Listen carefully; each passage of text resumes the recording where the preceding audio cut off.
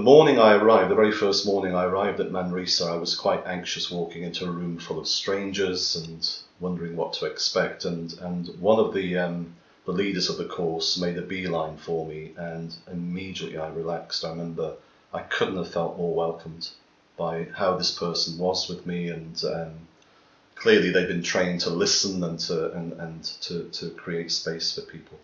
So that anxiety immediately evaporated. So we were kind of set up in a group of three at the very beginning. We stayed in that group of three throughout the course, and we took it in turns to either be the prayer guide, or to be the retreatant, or to just observe and learn and feedback from that exercise. There was one particular lady, Margaret Britton, I hope she doesn't mind me mentioning her, who had a mantra whenever we kind of were focusing a bit too much on ourselves and looking at our own performance.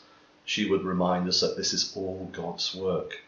And I've never forgotten that. And even now, I woke up this morning feeling grumpy and wondering how I was going to manage the affairs ahead of me today at work. And her voice came drifting into my consciousness. This is all God's work, which is a bit like saying, it doesn't depend on you, just trust in God.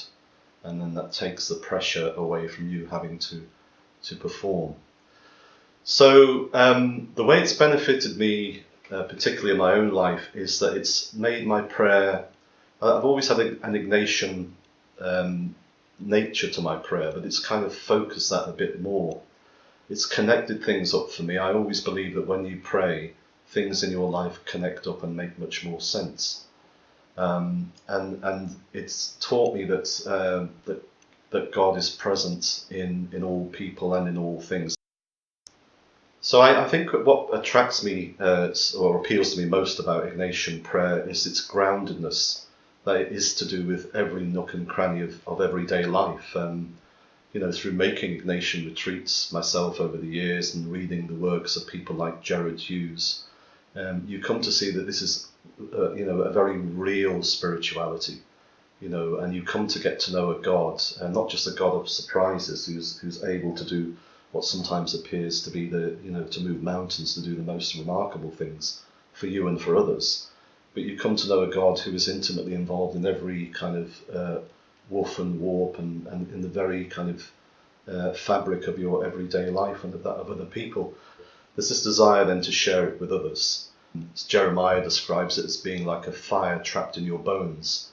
Just in Lent earlier this year, I got together with someone from a neighbouring Anglican parish, and the two of us put together a programme for a retreat in daily life, which was an ecumenical retreat. And we were delighted that during the 6 weeks of Lent, 22 people between the two parishes actually became retreatants. And it was a wonderful experience. I think each of the 6 prayer guides took on 3 or 4 retreatants. We met them once a week. We set them biblical passages to consider depending on their life circumstances and what they shared. And for me, some remarkable things happened both in my own spiritual life, but you could see it happening in the lives of others, some of whom had never made a retreat before. It was totally new to them. Talking them through the ABCs of it all, but you could see God at work in their lives. And that's a very kind of humbling, but very exciting thing at the same time as well.